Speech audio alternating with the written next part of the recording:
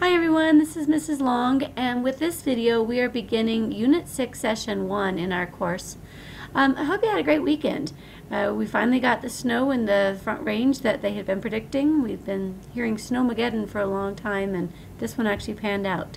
Hope you were safe, hope you stayed indoors, hope it was a good chance for you to rest this weekend. I want to walk you through Unit 6 Session 1 so you kind of know what to expect. The first thing is just to think about why we're studying persuasion. Every text has a claim, and if you can recognize them, you're going to be a stronger reader. There are advertisements absolutely everywhere, and a great irony I had is that as I was viewing videos on YouTube about advertisements, there were advertisements popping up, and I had 5 seconds, and then I could skip the ad. But they're ubiquitous, they're everywhere. You're learning persuasive techniques so that you can make a difference in your world. My 3-year-old is learning that we don't always control everything we want to control, but through persuasion we can often influence our world. We're going to work on vocabulary and context, and eventually in Session 2 parallel structure, which is useful for writing very fluent, almost politician-like speeches. So that's where we're going. We'll be looking at persuasion in the real world. Love this image of the baby. That's kind of the culture we've been born into. And we'll start with looking at foundations of persuasion, looking at this wonderful Greek philosopher Aristotle and what he teaches us about pathos, logos, and ethos, which are explained in a really excellent video. Sometimes the videos I find are variable quality. This one is actually a really good one. And you'll need to use a login with Edpuzzle, which most of you have done before, with a class code here. So look for that and be able to watch this video. Then some other persuasive techniques through some other videos, and they're videos because they contain commercials. This one is obviously embedded. This one may be a problem. There's supposed to be a video right here, but you can always click on the gray shield, load unsafe text, because it's always safe. It's just kind of a protocol, and then get that last video.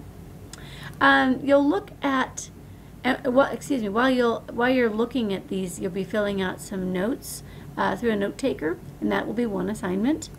And then in the next assignment, you'll be looking at visual text like images that are texts like a printed persuasive essay, but they have a message, they have claims, they have evidence for that claim, but they present it in a different way, and you'll analyze things like contrast and color that makes those texts effective. And you'll be sharing that. You'll be sharing the examples you've come up with, and then in our discussion board this week you're going to find a commercial or a printed advertisement from any time period and explain how these different claims are presented, how the appeals are used, what techniques are used, and what aspects of visual argument you find most powerful, whether that's contrast or spacing, proximity, something else. So that'll be your discussion board. If you're looking for great commercials, YouTube is full of them. I had a great time reminiscing about things from my childhood and going way back beyond that into the 50s and finding some fun things there. So you should be able to find an advertisement just by getting on Googling, and it's not that hard to find. So share those with your peers. Then for our weekly journal, I want you to think about how you can use persuasion. You may be trying to convince your parents to let you get a job, or maybe you're trying to convince your boyfriend to give up smoking.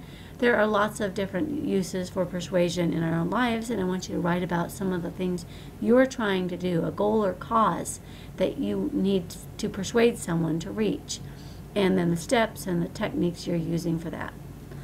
Also with the journals, please remember to submit those with the Google Doc if I don't have it, or you can just use a title if it's a document that we've just been exchanging notes in, then just give me the title. Let me know you've turned it in.